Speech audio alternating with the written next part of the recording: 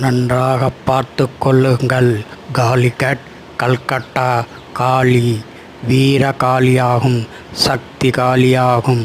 நன்றாக பார்த்து கொள்ளுங்கள். காண கிடைக்காத காட்சியாகும். கல்கத்தா காளி தீபாராதனை நடைபெறுகிறது. நன்றாக பார்த்து கொள்ளுங்கள். இந்த காளி தரிசனம் கிடைப்பது மிகவும் கடினம். நன்றாக பார்த்து கொள்ளுங்கள். காலிகட் காளி கல்கட்டா காளியாகும்.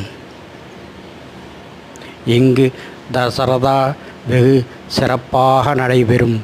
இந்த காளி கோவில் எல்லோரும் தங்கள் குறைகளை கூறிச் செல்வார்கள்.